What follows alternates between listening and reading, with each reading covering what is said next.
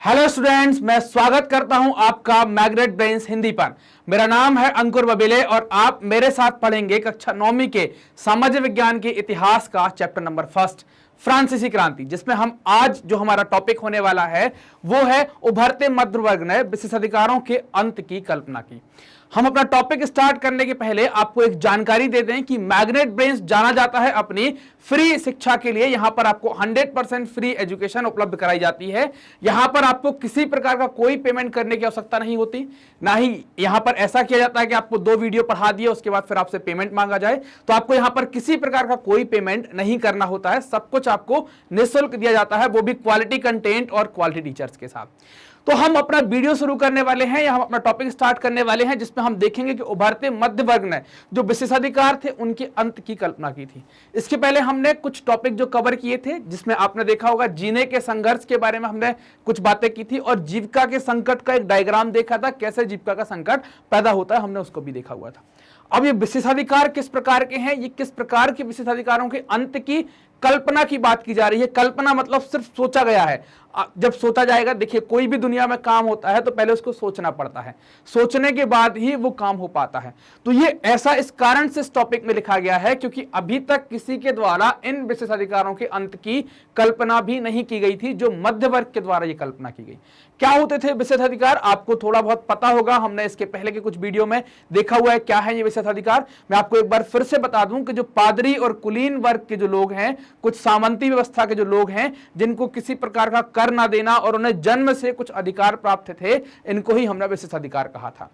इन्हीं विशेषाधिकारों के अंत को लेकर, चूंकि समाज में एकता की बात की जा रही थी, समानता की बात की जा रही थी, तो समाज में जब एकता समानता लानी है तो आपको ये विशेषाधिकार खत्म करने होंगे। तो मध्यम वर्ग जो उदय होगा, जो मध्यम वर्ग जो प्रकट होगा या जो बनेगा, हमने देखा भी हुआ था कि मध्यम वर्ग कैसे बना हुआ था। उस मध्यम वर्ग ने इन विशेषाधिकारों के अंत की कल्पना कर ली कि इनको खत्म किया जा सकता है, उन्होंने ऐसा सोचा हुआ था।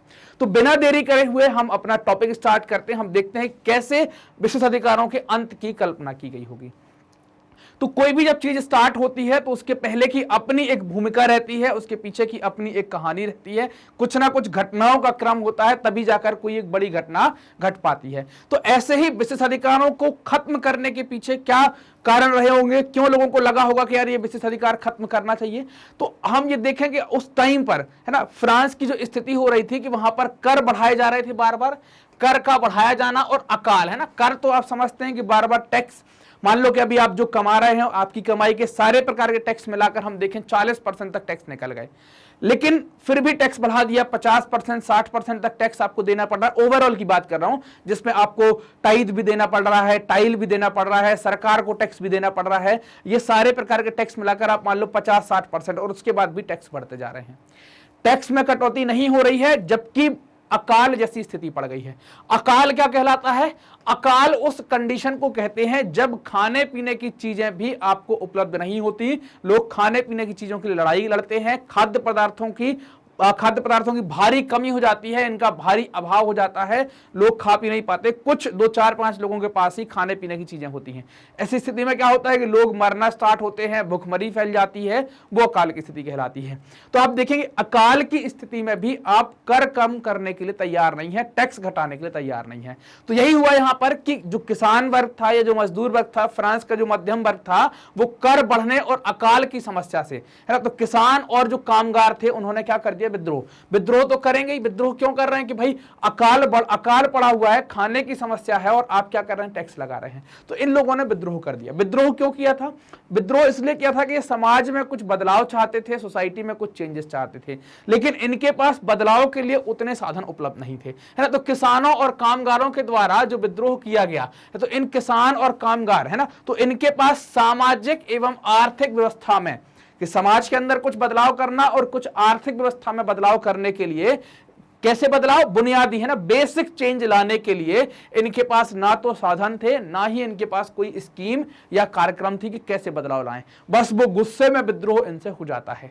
तो जब विद्रोह हो गया तो ये जिम्मेदारी की जो बुनियादी बदलाव लाया जाएगा, जिसको आप बेसिक चेंज कहते हैं, कि वो बदल गया तो फिर धीरे धीरे बदलाव होना स्टार्ट हो जाएगा। और किस प्रकार के बदलाव की बात हो रही है? आर्थिक और सामाजिक। समाज में अलग अलग प्रकार के स्टेट बटे हुए थे, प्रथम स्टेट, द्वितीय, तृतीय, हमने देखा हुआ था। और आर्थिक आर्थिक में कुछ लोगों को टैक्स में छूट थी, बाकी सभी लोगों को टैक्स लग रहा था। तो इस प्रकार के जो सामाजिक आर्थिक बदलाव करने के लिए किसान और मजदूरों के पास कोई ना तो साधन था ना कोई कार्यक्रम था। तो ये जिम्मेदारी कि अब बदलाव तो करना है, आपने विद्रोह कर दिया, तो ये जिम्मेदारी किसके ऊपर ट्रांसफर हो गई? तीसरे स्टेट के ऊपर ट्रांसफर हो गई। तो तीसरे स्टेट में भी किन के ऊपर ट्रांसफर हुई? ऐसे वर्ग के ऊपर ट्रांसफर हुई। मतलब तीसरा स्टेट भी काफी बड़ा वर्ग था, इसमें सभी लोग आते थे। पहला छोड़ दें जिसमें हम पादरी देखें, दूसरा छोड़ दें जिसके अंदर हमने कुलीन वर्ग देखा, तीसरे के अंदर तो बाकी इन दोनों को छोड़ने के बाद सभी लोग आते थे। तो तीसरे स्टेट में ऐसे लोगों पर जिम्मेदारी आई जो कैसे हैं? समृद्ध हैं और शिक्षित हैं। समृद्ध और शिक्षित होने से ये क्या हुए? नए विचारों के साथ संपर्क में आए और नए विचार इनके द्वारा स्थापित करने की कोशिश की गई, उन संपर्क में आए। तो इनके ऊपर ये जिम्मेदारी आ गई कि अब आपको क्या करना है? सामाजिक और आर्थिक बदलाव के लिए कोशिश करना है। कोई कार्यक्रम बनाइए, कोई साधन जुटाइए ताकि हम ये सामाजिक आर्थिक बदलाव कर सकें। तो जब ये नया सामाजिक वर्ग तैयार हो रहा था तो नया सामाजिक समूह है ना, तो एक नए सामाजिक समूह का उदय हुआ जिसको कहा गया मध्य वर्ग। तो ये मध्य वर्ग का संबंध भी किससे है? इस मध्य वर्ग का संबंध भी उसी तीसरे स्टेट से है, तीसरे स्टेट से है जिसको हमने अभी देखा कि जिसके ऊपर जिम्मेदारी आ गई कि जो शिक्षित था और समृद्ध। समृद्ध मतलब कैसे होता है? धन संपत्ति से समृद्ध था। तो उसमें समृद्धता कैसे आई होगी? कि उसने कुछ ना कुछ व्यापार किया होगा, तब उसके अंदर समृद्धता आ पाई होगी। तो जब ये समृद्ध हो गए और शिक्षित भी थे, इनके पास नए विचार भी आ गए, तो जब हमने देखा कि जो एक नया वर्ग बन गया जिसको आजकल नाम देने लगे या उस टाइम पर नाम देने लगे मध्य वर्ग। तो मध्य वर्ग ने क्या कर लिया कि काफी है ना, काफी संपत्ति इनके द्वारा अर्जित कर ली गई। संपत्ति अर्जित करने के पीछे इनने कैसे संपत्ति अर्जित की?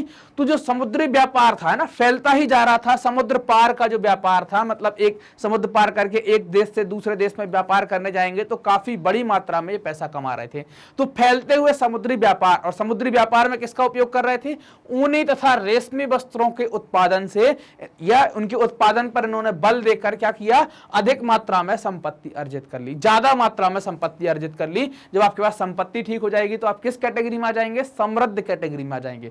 आप धनवान होंगे तो गरीब नहीं कहलाएंगे। आप अपने मुंह से कहते रहें कि हम गरीब हैं, वो एक अलग चीज है। तो ये कैसे हो गए? समृद्ध लोग हो गए। अब आपको दो चीजें और ये बता दूं कि ये ऊनी क्या होता है और रेशमी वस्त्र क्या कहलाते हैं, इन दो के बारे में आप जान लें। ऊनी वस्त्र का मतलब क्या है? कि जो भेड़ के बाल थे या जानवरों के बाल निकालकर उनसे कुछ ऊन तैयार करते थे, गर्म कपड़े तैयार होते थे, तो इनसे ऊनी वस्त्र तैयार हुए। इनकी जरूरत कहाँ होती है? पश्चिम के देशों में, यूरोप वगैरह में, यहाँ पर ठंडी बहुत होती है तो यहाँ पर ऊनी वस्त्रों की जरूरत पड़ती है। ठीक, और हमारे यहाँ भी ठंड में हम आप लोग भी पहनते हैं, लेकिन हम आप लोग आजकल दूसरे तरीके की ऊन पहनने लगे हैं। रेशमी वस्त्र क्या है? रेशम क्या है? थोड़ा सुनहरा सा होता है। रेशमी वस्त्रों को रॉयल क्लॉथ भी कहा जाता है, शाही वस्त्र भी कहलाते हैं। तो बड़े बड़े घरानों के लोग, बड़े बड़े अमीर आदमी इन रेशम के वस्त्रों को पहनते हैं। और पहन के आपने देखा होगा कोई बड़ी महंगी शर्ट पहन लाता तो चौड़े में दिखाता है कि अरे यार 20,000 की शर्ट पहनी अपन ने। तो ऐसे जो, क्योंकि आप रेशमी कपड़ा खरीदेंगे तो ये ऐसा ही पड़ता है। पता चला 17-18 हजार का कुर्ता ही बना है ना, पता चला कि जो एक जोड़ी कपड़ा तैयार होते होते 25,000-30,000 लग गए। तो रेशमी वस्त्र क्या है? ये रेशमी वस्त्र जो भारत में रेशम का उत्पादन करते थे, उनसे रेशा तैयार करके रेशमी वस्त्र बनाते थे। तो इनको बाहर समुद्र पार बेच कर, है ना, समुद्र पार का मतलब क्या है? निर्यात कर रहे थे। उनके निर्यात से इनको पर्याप्त मात्रा में धन मिल रहा था और इन्हें क्या कर लिया? उस बल पर संपत्ति अर्जित कर ली।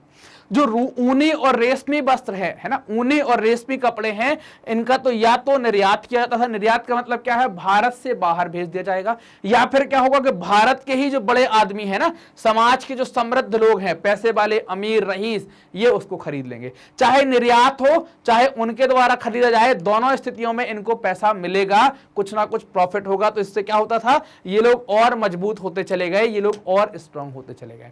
तो ये मध्य वर्ग की एक स्कीम रही, या मध्य वर्ग ने अपने आप को समृद्ध करने के लिए किया हुआ था, क्योंकि जो तीसरा स्टेट था उसके ऊपर जिम्मेदारी डाली थी। जब तक समृद्धता नहीं आएगी, जिम्मेदारी आप अच्छे से निभा नहीं पाएंगे। तो इनने अपने आप को मजबूत करने के लिए, धन कमाने के लिए ये साधन इनने अपनाया हुआ था। अब जो तीसरा स्टेट है ना, तो उस तीसरे स्टेट में केवल ये सौदागर नहीं है कि जो व्यापार कर रहे हैं और वस्त्र निर्माता या जो चीजें बना रहे हैं वो नहीं है। इन सब के इनके अलावा भी कौन लोग हैं? प्रशासनिक सेवा में जो काम करते हैं वो भी हैं, वकील, डॉक्टर, ऐसे पेशे वाले जो लोग हैं वो भी इसके अंतर्गत आया करते थे। तो हमने देखा था कि तीसरे स्टेट में जिम्मेदारी डाली थी, वो जिम्मेदारी डाली तो एक नए मध्य वर्ग का उदय हुआ। मध्य वर्ग ने क्या किया कि व्यापार किया, समुद्र पार पैसा कमाया पर्याप्त मात्रा में। अब हमने देखा कि तीसरे स्टेट के अंदर कौन आ गए? वैसे सौदागर, निर्माता आ गए, प्रशासनिक सेवा के कर्मचारी, वकील, डॉक्टर, ऐसे कुछ अच्छे पेशेवर लोग भी इसके अंतर्गत शामिल हो गए। जो तीसरे स्टेट में जो ये समूह था, जो इस तरीके का जो समूह था जिसको आप मध्य वर्ग कहते हैं, ये समूह विशेषाधिकार जो मिलते थे उनके खिलाफ था। इनका कहना था कि किसी भी समूह के पास जन्म है ना, जन्म के साथ है ना, जन्म के साथ पैदा या जन्म के साथ मिलने वाले है ना, उसको कहते हैं जन्मना। तो जन्मना विशेष अधिकार नहीं होने चाहिए, कि जन्म के साथ मिलने वाले किसी प्रकार के विशेष अधिकार नहीं होने चाहिए। बल्कि ये लोग क्या कहते थे कि सामाजिक योग्यता का आधार क्या हो, है ना, सामाजिक हैसियत का आधार क्या हो, कि आप समाज में कितने अच्छे हैं कितने खराब हैं, ये कैसा हो, उसकी योग्यता पर होना चाहिए, ना कि उसके विशेष अधिकारों के ऊपर। जैसे कि क्या कहना चाह रहे हैं ये यहाँ पर, कैसा सामाजिक योग्यता के आधार पर होना चाहिए। जैसे आप सपोज करिए, मान लीजिए कि एक कोई व्यक्ति है जो बहुत रईस है, उसका बच्चा ना तो बिजनेस चला सकता है, ना किसी काम के लायक है, वो सिर्फ घूम सकता है, मक्कारी कर सकता है, लेकिन फिर भी उसको, चूंकि वो जमींदार का लड़का है, इस कारण से उसको अधिकार मिले हुए हैं। जबकि कोई दूसरा गरीब व्यक्ति बहुत टैलेंटेड है, अच्छे बड़े काम भी कर सकता है, लेकिन उसको प्रमोट नहीं किया जा रहा, उसको समाज में वो इज्जत नहीं मिल पाएगी जो उस मानसिक रूप से या जो भी तरीके से हम मान लें कि जो योग्य नहीं है उसको मिल रही है। तो ये क्या कह रहे हैं कि जो ऐसे विशेष अधिकार आपको नहीं देने चाहिए, ये विशेष अधिकार खत्म करें। जबकि क्या करें, सामाजिक हैसियत का आधार क्या हो, समाज में किसको इज्जत मिले किसको ना मिले, ये योग्यता डिसाइड करें, ना कि पुराने, ना कि हमें ये डिसाइड करें कि भाई कौन से खानदान में हम पैदा हुए हैं। आप एक चीज याद रखना, एक बहुत अच्छा कॉन्सेप्ट है, कभी कभी मैं बना लेता हूं कॉन्सेप्ट, तो ऐसा कॉन्सेप्ट है कि आप ये समझना कि अगर आप योग्य हैं, आप में योग्यता है, तो ये मायने नहीं रखता कि आप किस खानदान में पैदा हुए हैं। आपको बिल्कुल मतलब नहीं है कि आप किस खानदान से पैदा हुए हैं, लेकिन अगर आप योग्य नहीं हैं तो फिर ये मायने जरूर रखता है कि आप किस खानदान में पैदा हुए हैं। अगर आप बड़े खानदान में पैदा हुए हैं, योग्य नहीं है, तब भी आपकी गाड़ी धड़क जाएगी, है ना। और अगर आप योग्य हैं तो बिल्कुल मतलब नहीं है कि आपके माता पिता गरीब थे, गांव में रहते थे, लेकिन आपकी योग्यता के चलते क्या होगा, वो प्रूफ हो जाएगा। तो ऐसे ही ये कहने वाले हैं कि क्या है कि अगर आप योग्य हैं, अगर आप योग्य हैं तो आपको विशेष अधिकारों की जरूरत नहीं होनी चाहिए। अगर आप योग्य नहीं हैं तब आपको विशेष अधिकारों की जरूरत होनी चाहिए। इसलिए इन्होंने विशेष अधिकारों को खत्म करने की वकालत की और योग्यता को सामाजिक हैसियत का आधार बनाने की बात की। स्वतंत्रता, समान नियम, समान अवसरों का विचार, है ना, इस पर जो आधारित समाज था, इसकी परिकल्पना आप देखेंगे जॉन लॉक और रूसो के द्वारा, है ना, जॉन लॉक और जॉन जैक रूसो के द्वारा की गई थी, है ना। ऐसे दार्शनिकों ने एक समाज देखा था, वो कैसा समाज होगा, स्वतंत्र होगा, समान नियमों वाला होगा, समान अवसरों वाला होगा। इन सब विचारों के आधार पर उन्होंने एक समाज की कल्पना की थी। और वो 2-3 दार्शनिक थे जिसमें हम जॉन लॉक और रूसो जैसे दार्शनिकों को दिखेंगे। कैसी स्वतंत्रता की बात कर रहे होंगे ये लोग, कैसे समान नियमों की बात कर रहे होंगे, कैसे समान अवसरों की बात कर रहे होंगे। तो एक ऐसा समाज हो जहां पर हर वर्ग स्वतंत्र हो, कोई सा भी काम करने के लिए, और कुछ भी मतलब गलत ना हो, समाज को नुकसान ना पहुंचाए, समान नियम हो सबके लिए, मतलब विशेष अधिकार खत्म हो चुके हों, अब सभी वर्ग के जो लोग हैं वो कानून के दायरे में, नियमों में सबको बराबर रखा जाए, सभी के पास समान प्रकार के मौके हों कि अगर उसके अंदर क्षमताएं हैं तो अपने आप को प्रूफ करके समाज में बड़ी प्रतिष्ठा हासिल कर ले, सामाजिक बड़े पद या राजनीतिक बड़े पद हासिल कर ले। तो ये विचार किसका था, जॉन लॉक और रूसो के द्वारा ये विचार प्रस्तुत किया गया था। एक बुक आई है जिसमें आप देखेंगे लॉक ने अपनी एक बुक है या एक उनकी एक कृति है जिसमें उन्होंने लिखा है, ये कृति का नाम है टू ट्रीटाइजेस ऑफ गवर्नमेंट। इसमें लॉक ने लिखा है कि राजा का जो देवीय सिद्धांत था, है ना, राजा के पद का जो देवीयकरण और निरंकुश जो अधिकार उसको दिए गए थे, इन सिद्धांतों का खंडन मतलब क्या है कि सिद्धांत सही नहीं है, इनका उनने इनकी अवहेलना ना करके क्या कहें, इनको उनने सही नहीं माना, इनका खंडन किया कि ऐसे नहीं है। देवी सिद्धांत क्या होता है और निरंकुश सिद्धांत क्या होता है ये बता दूं आपको। देवी सिद्धांत का मतलब होता है, जैसे आप भी जानते होंगे कि भारत में राजा को भगवान का अंश माना जाता है, ऐसे ही यूरोप के अंदर, फ्रांस के अंदर भी राजा को भगवान का अंश मतलब ईसा मसीह का अंश मानते हैं। तो फिर आप जब माने कि जब आप भगवान हो गए तो भगवान से गलती होने की कोई उम्मीद है क्या? कोई गलती हो नहीं सकती, कोई गलती हो नहीं सकती। अगर हो गई तो फिर सजा मिलेगी क्या? कोई सजा नहीं मिल सकती। तो ऐसे ही उन्होंने कि ये देवी सिद्धांत, क्या आपने राजा के पद का जो देवीयकरण कर दिया है वो देवीयकरण ना किया जाए, ये सही बात नहीं है, क्योंकि राजा भी कोई एक इंसान है, उससे गलतियां हो सकती हैं, उससे सवाल जवाब होना चाहिए।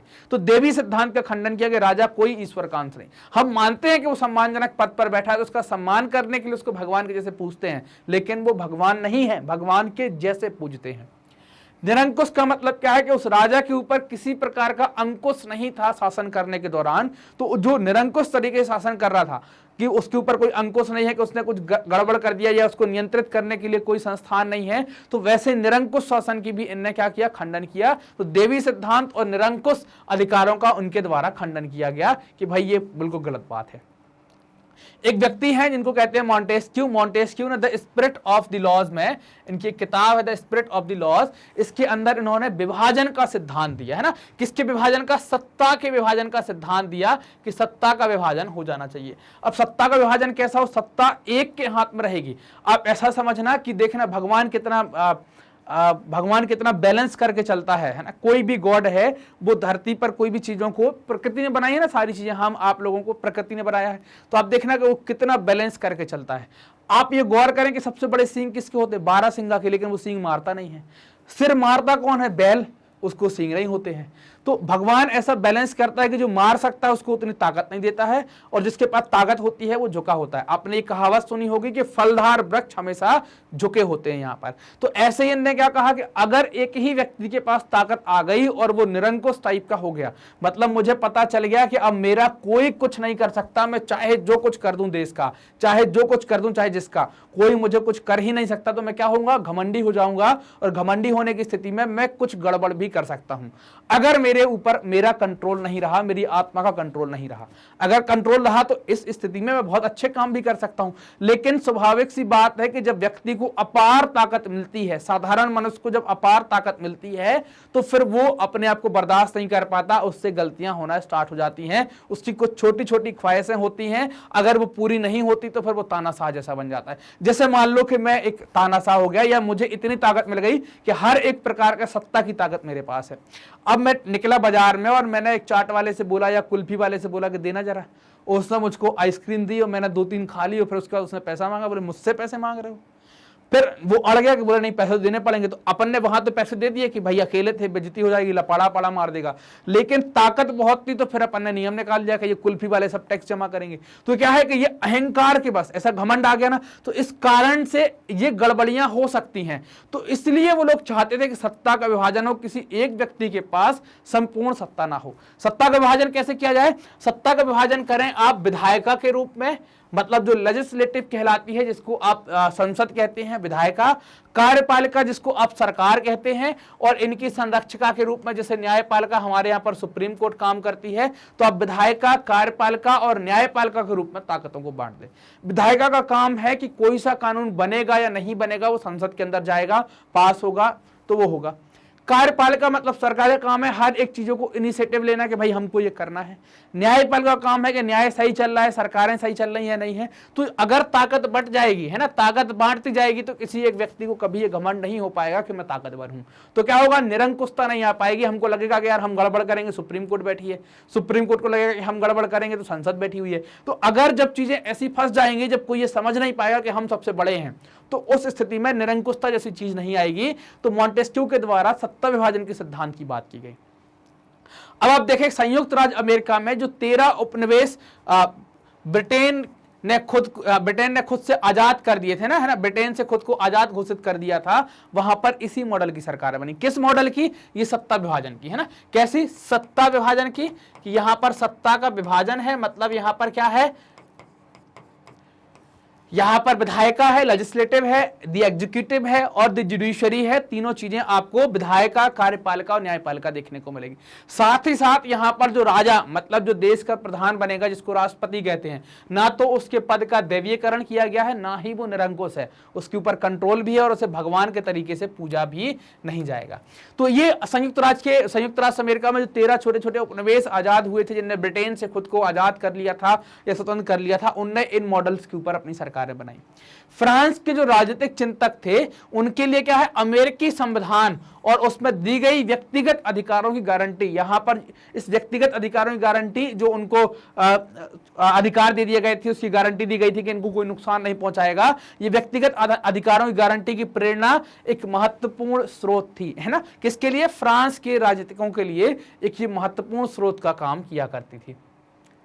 अब देखेंगे भाई जो दार्शनिक हैं वो इन विचारों को लेकर जो जो भी फ्रांस के अंदर दार्शनिक थे, अलग अलग प्रकार दार्शनिक, बड़ा भी होगा छोटा भी होगा, हम आप भी कुछ सोचते होंगे और फिर अपने अंदर कुछ बातें आती होंगी तो हम रखते हैं। अगर हम अपनी बातें रखना स्टार्ट करेंगे तो हम भी दार्शनिक जैसी कैटेगरी में जाएंगे कि हम लगातार एक चीज को पढ़ते हैं, सोचते हैं, फिर उस पर हमारे मन में क्या विचार आता है, फिर हम उसको रिलेट करते हैं कि भाई ये ऐसा भी हो सकता, तो ऐसा करेंगे तो वो भी दार्शनिक कहलाते हैं। तो ये दार्शनिक, अब भारत में तो आप देखें दुनिया भर में सभी लोग दार्शनिक हैं। आप लोग भी अपने दोस्तों से गप लगाते हो, नहीं नहीं विराट कोहली को ऐसा शॉट नहीं खेलना चाहिए था, ऐसा मारा, कवर ड्राइव गया, तो आप क्या कर रहे हैं, विचार रख रहे हैं। तो आप क्या होगा, उस टाइम पर भले आपको आता नहीं है तब भी आप क्या हो गए, वहां पर अपने अपना ज्ञान पेल दिया, ज्ञान दे दिया, तो आप वहां पर दार्शनिक की भूमिका में आ गए। तो जो भी दार्शनिक उस टाइम पर थे, ये दार्शनिक क्या थे, इन विचारों को लेकर कुछ बातचीत करने के लिए इकट्ठे होते थे। और बातचीतें कहां पर होती है, चाय पर, नुक्कड़ पर और नाई की दुकान पर, जहां बाल कटवाने जाते, नंबर लग जाता है, बोले 10 नंबर बाद है, तब तक अपन ने ज्ञान पेलना चालू कर दिया।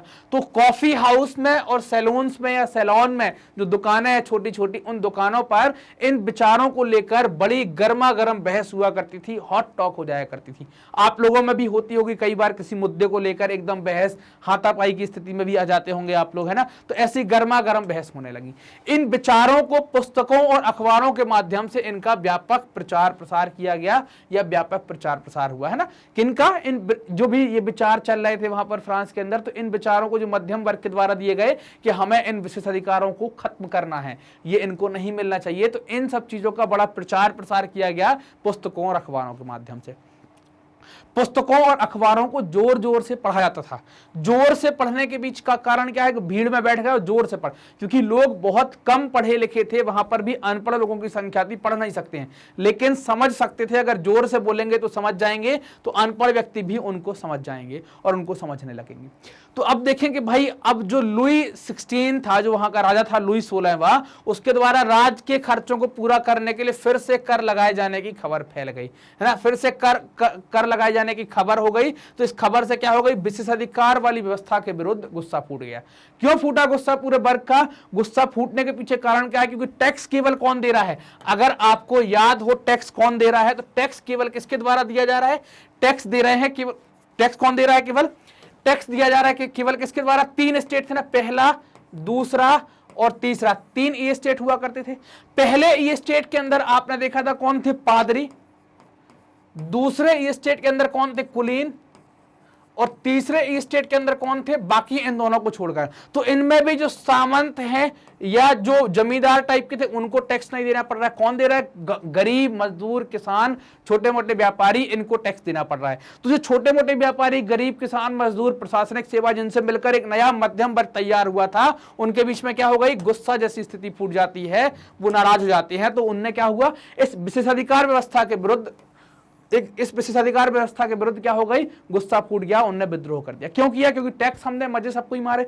इस कारण से कहा गया है कि उभरते हुए मध्य वर्ग ने ही विशेषाधिकारों को अंत की या विशेषाधिकारों के अंत की कल्पना की थी। किसके द्वारा, मध्यम वर्ग के द्वारा। तो ये बातें यहां के अंदर देखी हमने कि ऐसा यहां पर कुछ ये हो पाया था। ये बात क्लियर सभी को? एक बार जल्दी से मैं आपको, क्या हुआ यहां पर, कर बढ़ा, अकाल आया, जिससे क्या हुआ, मजदूर और किसानों ने विद्रोह कर दिया, लेकिन उनके पास साधन नहीं थे। जिम्मेदारी तीसरे स्टेट के पास गई जो समृद्ध और शिक्षित थे। फिर एक नया मध्यम वर्ग तैयार हुआ जो व्यापार के माध्यम से धन इकट्ठा कर रहा था, जिसमें ऊन और रेशम मार्ग का वो उपयोग करते थे, है ना, या रेशम कपड़ों को बेचा करते थे। इस जो तीसरा ये स्टेट है, जो मध्य वर्ग है, इसमें कौन है, सौदागर, निर्माता, प्रशासनिक सेवा, वकील, डॉक्टर और जो दूसरे अच्छे प्रोफेशन के लोग हैं वो भी शामिल किए गए। ये लोग कहते थे कि विशेषाधिकार नहीं होने चाहिए, सामाजिक हैसियत क्या हो, योग्यता के आधार पर होनी चाहिए। और यहां पर देवीय सिद्धांत और निरंकुशता की बात का भी खंडन किया गया। सत्ता के विभाजन की बात भी आई कि सत्ता को विधायिका, कार्यपालिका, न्यायपालिका में बांट देना चाहिए। और ऐसा मॉडल आपको कहां पर देखने को मिला, अमेरिका के अंदर देखने को मिला। और अमेरिका में जो मॉडल बना वही फ्रांस के दार्शनिकों के लिए एक स्रोत था कि ये ऐसा कुछ चल रहा है। इन विचारों को लेकर बहुत गर्मा गर्मी बहस भी हुआ करती थी चाय की दुकानों पर, कॉफी हाउसेस पर, और पुस्तकों और अखबारों के माध्यम से इनको फैलाया गया कि भाई विशेषाधिकार ना हो, सामाजिक हैसियत का आधार क्या होना चाहिए, योग्यता होना चाहिए, और जोर जोर से इनको पढ़े। जब वहां के सम्राट लुई 16 ने कर बढ़ाने की कोशिश की या कर बढ़ाने की खबर जैसे ही लोगों को लगी, तो लोग इस विशेषाधिकार व्यवस्था के खिलाफ आ गए कि बोले टैक्स हमने मजा सबको ही मारे। तो इस कारण से कहा गया है कि भाई जो मध्यम वर्ग है, इनने ही विशेषाधिकारों के अंत की कल्पना की थी, क्योंकि इनने ही बात की थी विशेषाधिकार खत्म हो, सामाजिक हैसियत का आधार क्या रखा जाए, योग्यता रखा जाए। magnetbrains.com एक वेबसाइट बनाई गई है, ये आपकी सुविधा के लिए है, जिससे आप गूगल पर जैसे ही magnetbrains.com डालेंगे तो आपको एक ऐसा पेज खुल जाएगा। ये पेज खुलेगा तो आप यहां पर अपना मीडियम सेलेक्ट करेंगे कि आप कौन से मीडियम में हैं, हिंदी मीडियम, इंग्लिश मीडियम। आपने हिंदी मीडियम सेलेक्ट किया। जैसे ही आप अपनी क्लास सेलेक्ट करेंगे, क्लास सेलेक्ट करने के बाद अपना सब्जेक्ट सेलेक्ट करेंगे, आपको कौन सा सब्जेक्ट पढ़ना, जैसे मान लीजिए सामाजिक विज्ञान, तो इसमें फिर क्या होगा कि एक प्लेलिस्ट खुल जाएगी। तो अब क्या होगा कि आप एक के बाद एक वीडियो, मतलब जैसे ही आप ये प्लेलिस्ट खोलेंगे तो आपको पूरे चैप्टर की खुल जाएगी कि भाई ये part 1, part 2, chapter 3, chapter 4, chapter 5, ये फिर उनके अंदर छोटे छोटे टॉपिक, उनके सॉल्यूशन, उनके एनसीईआरटी, उनके एमसीक्यू, सब कुछ खुल जाएगा। तो एक के बाद एक आप सिस्टमेटिक तरीके से आराम से अपने वीडियो को देखते जाएंगे, अपनी पढ़ाई जारी रख पाएंगे, आपको परेशानी यहां पर नहीं होगी। ठीक, तो अब ये आप सभी लोग जानते हैं कि मैग्नेट ब्रेन्स जो है वो जाना जाता है निःशुल्क शिक्षा के लिए। ये बिल्कुल निःशुल्क शिक्षा उपलब्ध करा रहा है कक्षा 6वीं से लेकर 12वीं तक के समस्त हिंदी मीडियम विद्यार्थियों के लिए। ये सीबीएसई के अकॉर्डिंग और दूसरे स्टेट बोर्ड के अकॉर्डिंग पूरा सिलेबस कवर कर रहा है। तो ये वीडियो आपको प्राप्त करने के लिए करना क्या होगा या हमसे जुड़ने का माध्यम क्या होगा, तो आप हमसे जुड़ें, हमारे चैनल मैग्नेट ब्रेन्स हिंदी को सब्सक्राइब करें, जो भी वीडियोस आते हैं उनको लाइक करें, अपने दोस्तों के साथ शेयर करें और कमेंट कर हमें जरूर बताएं कि आपको वीडियोस कैसे लग रहे हैं। Thank you.